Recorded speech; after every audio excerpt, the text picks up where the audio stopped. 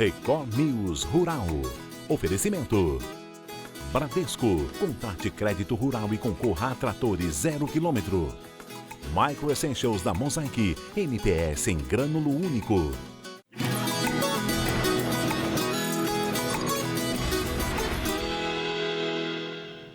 Oi, bom dia para você. O Record News Rural está no ar e hoje a gente começa com um alerta. O Mato Grosso do Sul declarou situação de emergência em cidades afetadas por incêndios florestais. A informação foi publicada no Diário Oficial do Estado. O documento cita a estiagem prolongada e aponta que os prejuízos são ambientais e econômicos. Os nomes de todos os municípios atingidos pelas queimadas não são detalhados no texto. Mas, segundo o decreto, de 10 de abril a 12 de junho, os incêndios causaram uma baixa de mais de 17 milhões para a agropecuária pantaneira. O decreto vale por um período de 180 dias. Na prática, a medida permite ações de emergência com menos burocracia. A proibição de pesca de crustáceos vai até o fim deste mês na Laguna de Araruama, no Rio de Janeiro. Para evitar que pescadores desobedeçam o período, as fiscalizações estão acontecendo em alguns municípios. Em São Pedro da Aldeia, uma rede de pesca de quase 200 metros foi apreendida, além de 60 quilos de camarão. Debaixo da árvore, remendando a rede de pesca. Esta tem sido a rotina de alguns pescadores que dependem dos crustáceos pescados na Laguna de Araruama. O motivo? O período de defeso do camarão, caranguejo e do siri.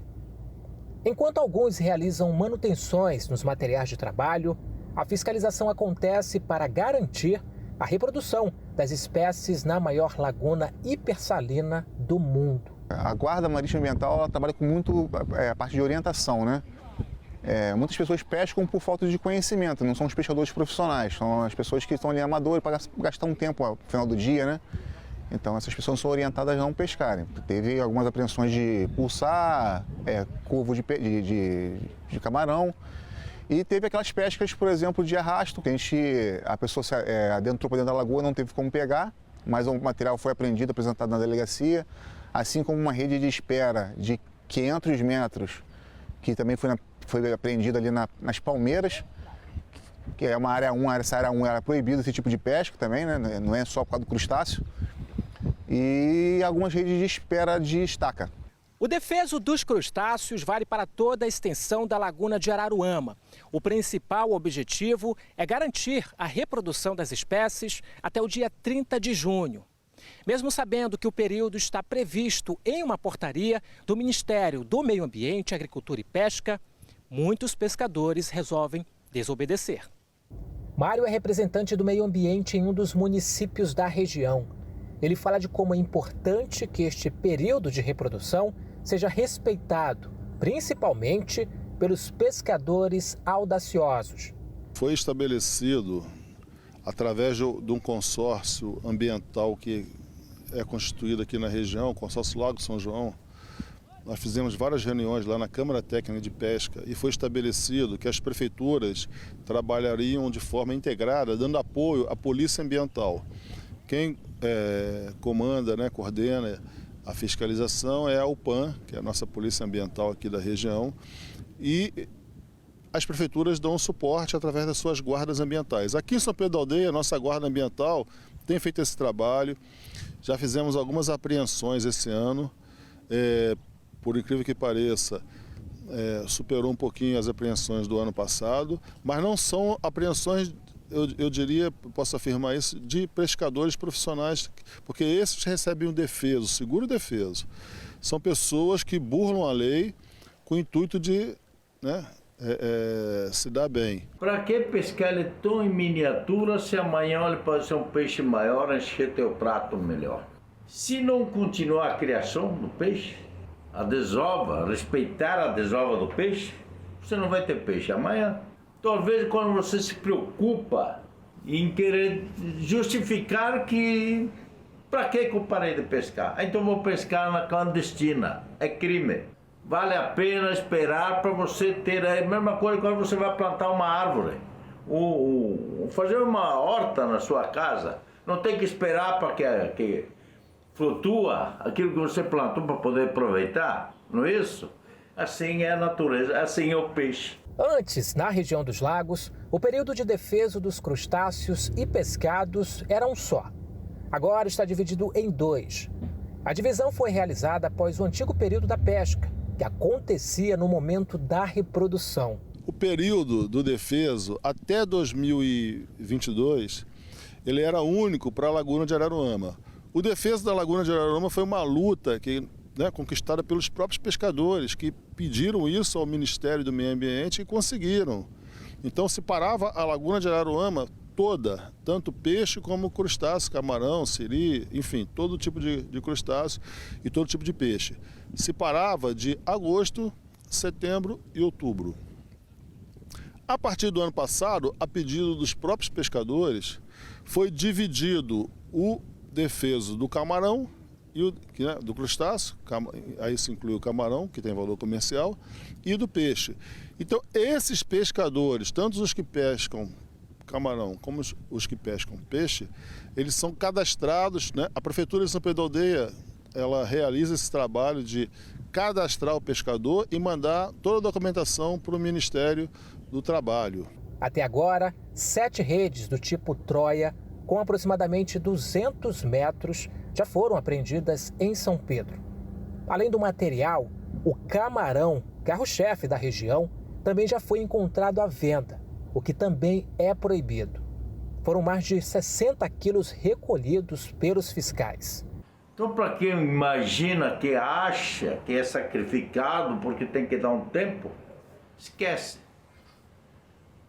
A dificuldade, o sufoco de hoje é o resultado de amanhã. A colheita do milho segue intensa, mas os negócios não estão no mesmo ritmo. Veja.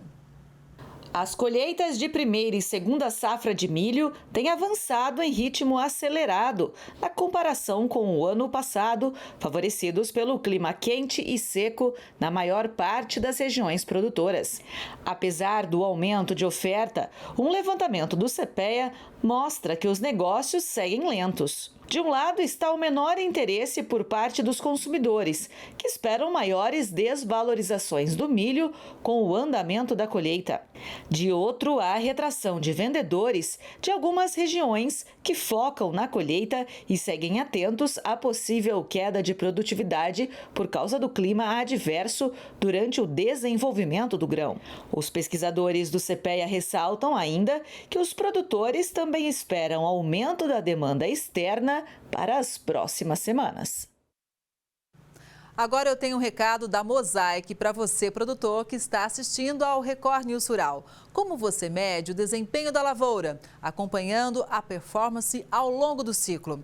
E performance de alto nível é com a Micro Essential, o fertilizante com NPS em um único grânulo da Mosaic, que aporta na mesma aplicação nitrogênio amoniacal decisivo para o desenvolvimento das plantas, fósforo de alta solubilidade para as raízes robustas e frutos cheios e 2 formas de enxofre que auxiliam na fixação do nitrogênio e são disponibilizadas conforme a necessidade das plantas. Nutrição uniforme, mais resultados na colheita. Fertilizantes com NPS em um único grânulo é Micro Essentials da Mosaic. Performance no mais alto nível. Saiba mais no QR Code na tela ou acesse nutriçãodesafras.com.br. Uma pesquisa da Universidade Federal do Mato Grosso explora o potencial dos coprodutos do etanol de milho para a alimentação animal. O objetivo é descobrir qual deles oferece maior qualidade e nutrição. Pesquisadores da Universidade Federal de Mato Grosso, no campus de Sinop, estão investigando as potencialidades dos coprodutos de etanol de milho, conhecidos como DDGS, para a alimentação de aves e suínos. Coordenado pelo Dr. Anderson Coraça, o estudo está em fase de desenvolvimento e visa contribuir para a eficiência da indústria e para a qualidade dos produtos ofertados na alimentação animal. Quando nós falamos de DDGs, seu principal destaque é o nível proteico. Então nós queremos saber qual é a quantidade de proteína. Mas além disso, nós precisamos saber qual é a qualidade dessa proteína. Afinal de contas, existem diversos processos e cada usina utiliza particularidades nesses processos. correto? Dessa forma, nós investigamos qual é o nível de aminoácidos presentes nessa proteína, qual é o nível de aproveitamento dessa proteína, ou seja, desses aminoácidos por parte dos animais. E a partir disso atribuímos valores. Esses valores, então, são utilizados e podem ser empregados pelo produtor a nível de campo para fazer com que suas formulações de dieta sejam mais precisas e o desempenho animal seja ainda melhor. A análise dos processos de produção dos coprodutos é crucial para identificar os fatores que possam melhorar a eficiência industrial e a qualidade nutricional dos DDGS. E todo o processo é realizado no laboratório da universidade. Aqui a gente tem um destilador de nitrogênio. Nesse equipamento a gente faz a determinação da quantidade de proteína que tem dentro de um ingrediente. No caso do DDGS, a proteína é o principal nutriente dentro desse ingrediente. Então, a gente precisa determinar essa proteína para conseguir fazer as formulações das dietas. Existem produtos com alta proteína, que são os HPs DDGs, tendo uma média de 40% de proteína.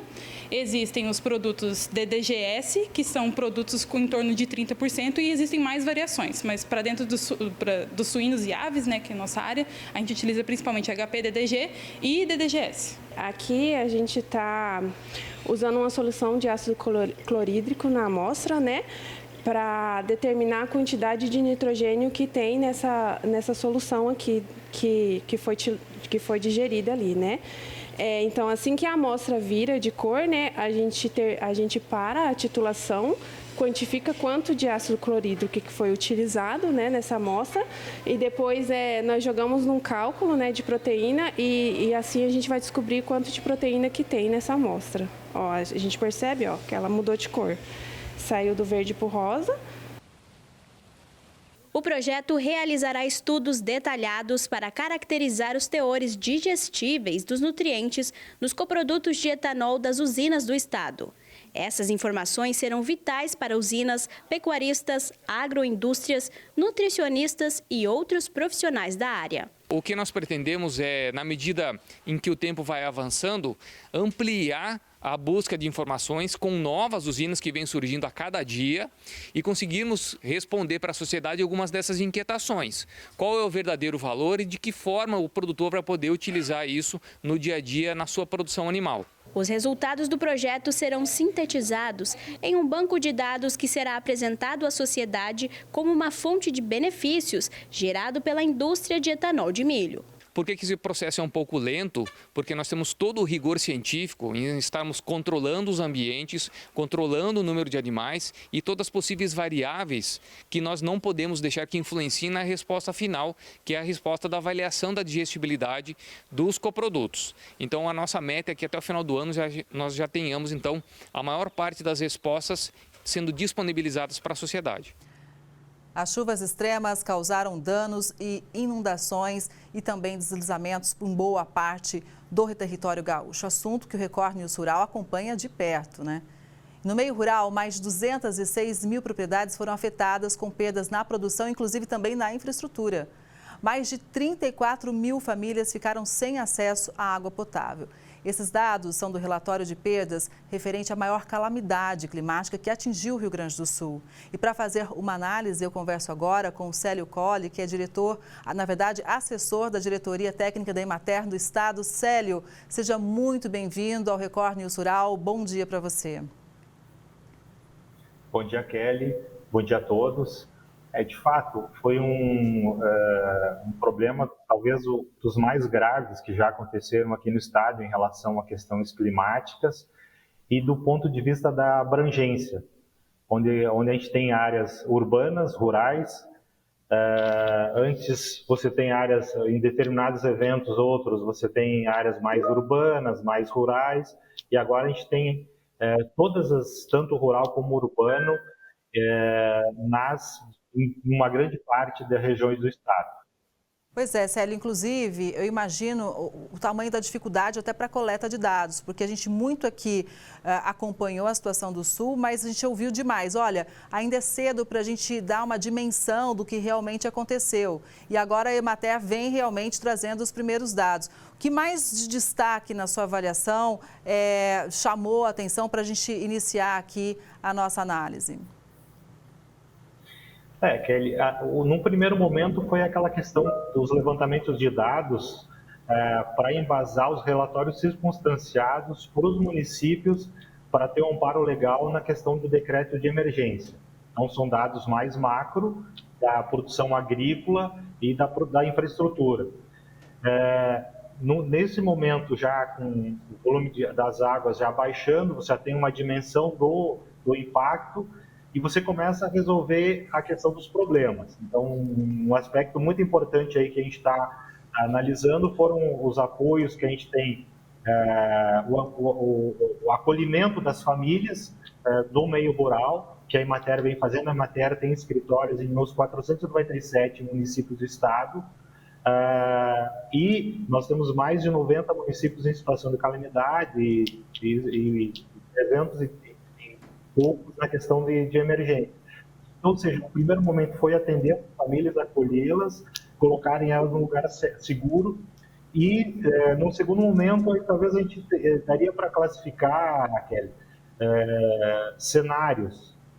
Aquelas regiões dos agricultores que foram severamente atingidos, medianamente atingidos, e alguns foram impactados de alguma maneira, né? Então, a partir das políticas públicas que foram sendo orientadas, que foram direcionadas, por exemplo, a questão do crédito rural, a renegociação de dívida dos agricultores, a prorrogação de dívidas, né?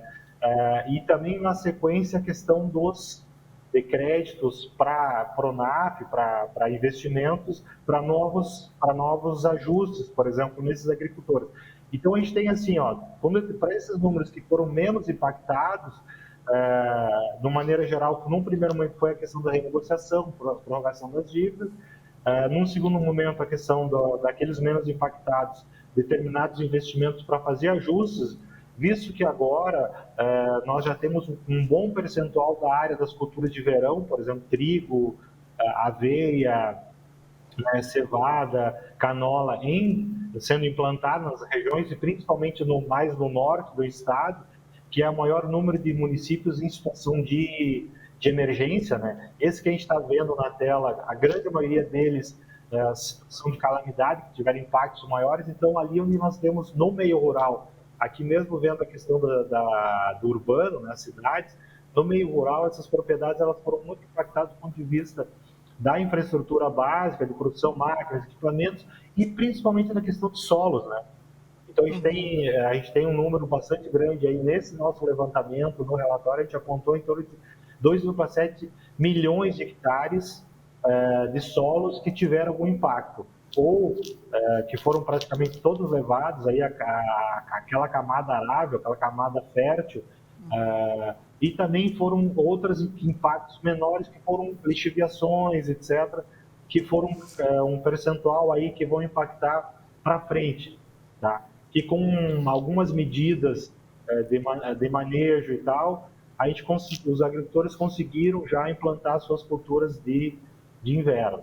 Olha, esse dado é muito importante. Então, a gente tem, de maneira, a gente poderia, classificar assim, as que têm um maior impacto, ainda nós estamos pensando junto, né, os nossos colegas, os colegas dos escritórios, junto com os agricultores, o que nós vamos fazer para frente, porque eles perderam uma boa parte da infraestrutura básica, galpões, máquinas, e também verificar se eles vão continuar na atividade ou eles vão acabar saindo da atividade. Então, tu ainda está, para esse público que teve um maior impacto, né, que ainda você está trabalhando com eles, qual que vai ser a saída, para justamente retornar uma atividade produtiva.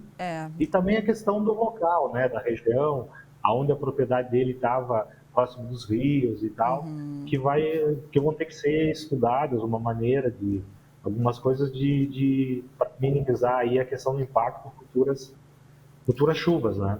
Exatamente. Olha, muito se questiona, inclusive você falou sobre a área atingida, sobre o solo, sobre as pastagens também, né? Porque a água muitas vezes passou levando tudo, nutrientes, tudo mais. Então, o desafio é enorme, né, Célio, daqui para frente. Vamos falar um pouquinho do arroz, porque foi um ponto, uma cultura muito discutida no país todo. A gente, inclusive, ouviu a Federarroz. A gente sabe realmente do índice de colheita, né, de 84% antes das enchentes. Mas como é que ficou armazenado o grão e também a questão da logística? A gente já tem dados mais concretos? Nós trabalhamos a questão de soja, milho, feijão, feijão primeira safra, feijão segunda safra, nos nossos levantamentos da parte pecuária, são nossos dados, nossas pesquisas. Do arroz a gente se utiliza dos dados do IRGA, né? Nós atendemos uma parte aí na questão da quarta colônia, que foi atingida os pequenos produtores. De uma maneira geral, a gente confirma um pouco a questão dos dados do IRGA. Também eles tiveram uma área que foi perdida, né? Mas também a gente teve um aumento da área plantada nesse ano, né? Que chegou a 900 mil hectares, uma área superior à do ano passado. Então a gente teve uma área de perdas, que não foi possível colher, mas a produção final que a gente viu e mais ou menos confirma é que ela foi bem semelhante à do ano passado, dado essa redução da área pelas perdas, né, que foram áreas que não foram colhidas, mas a gente teve um aumento da área inicial plantada em relação ao passado. A gente teve numa visão geral, a gente teve do produto já armazenado, as perdas não foram muito grandes. Uma ótima notícia, então, para a gente, porque realmente houve uma tensão e isso repercutiu demais em todo o cenário nacional, né, Célio? O que a gente pode dizer também em relação aos animais? Qual que é o balanço da Emater? A gente teve um número de animais mortos, né, que as entidades levantaram e tal, em torno de 14 mil bovinos e tal. Uma outra questão também que a gente coloca aí, o grande problema da produção animal, da proteína animal, de frangos e suínos, foi a questão logística. Além da mortalidade dos animais, que ele concentrou numa determinada região, essa região do Vale do Taquari e tal, é uma região que produz muita questão de aves, suínos, e, dado a questão da logística, você não conseguia acessar para trazer a parte da alimentação dos animais e também a retirada dos animais terminados, né? A produção de leite, por exemplo, teve algumas... Então, voltando a essa questão aí, da questão da logística dos animais, as empresas, as integradoras, junto com as prefeituras e o Estado, se articularam no sentido de criar rotas alternativas para justamente minimizar esse impacto. Mas foram operações justamente de guerra, para você levar os caminhões com alimento. Sim. A questão do recolhimento dos animais terminados, como frango, como suínos, né?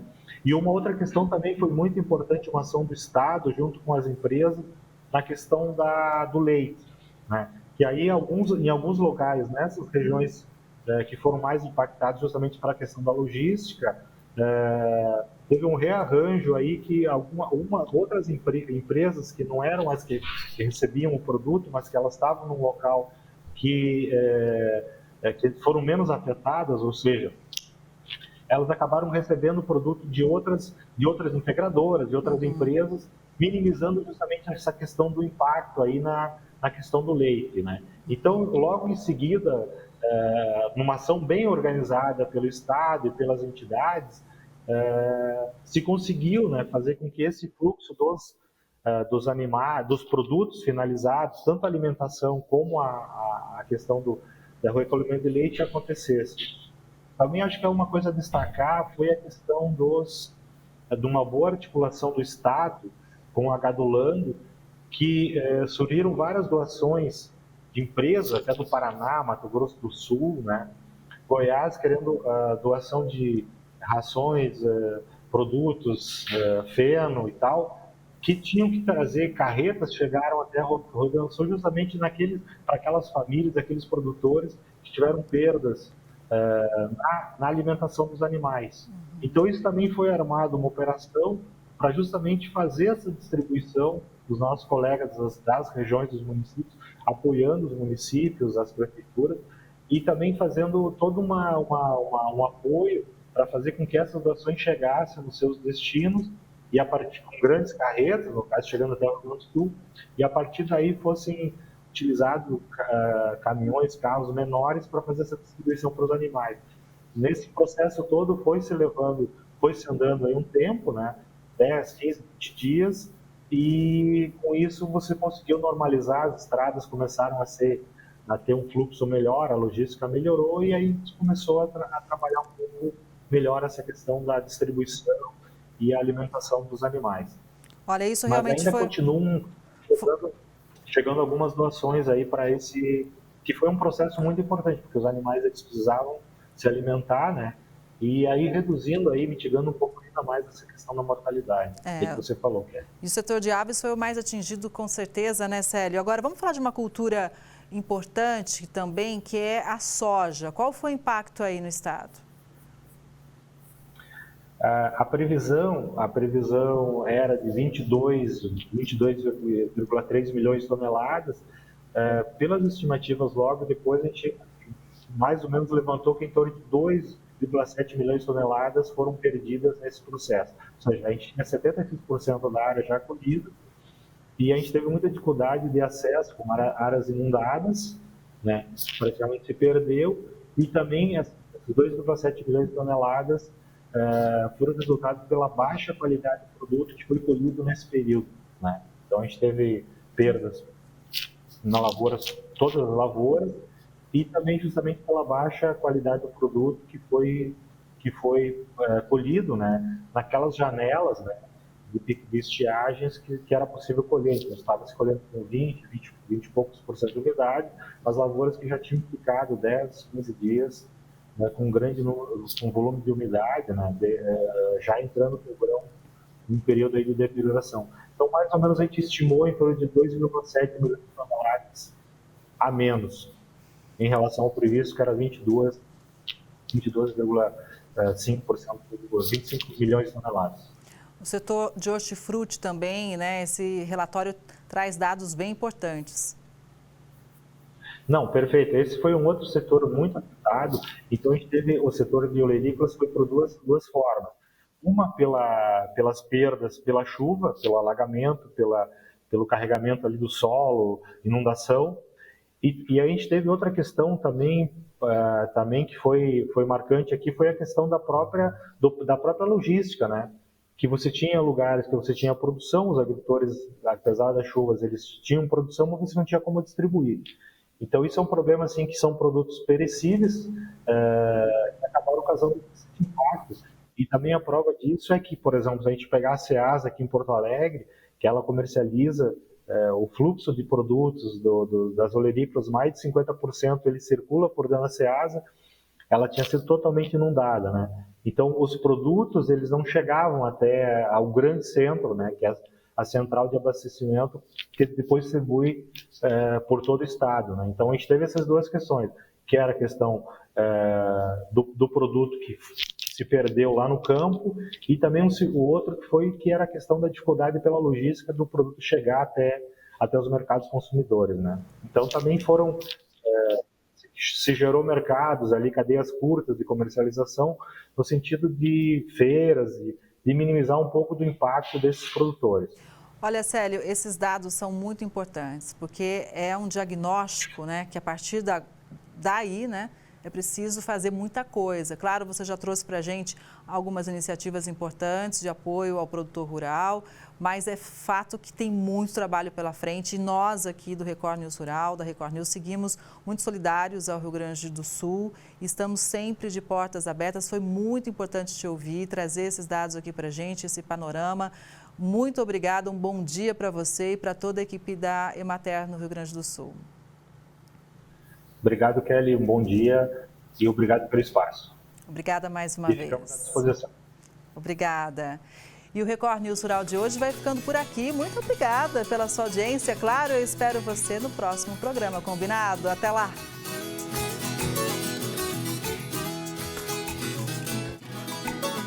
Record News Rural. Oferecimento. Bradesco. Contate crédito rural e concorra a tratores 0 km. Micro Essentials da Mosaic. MPS em grânulo único.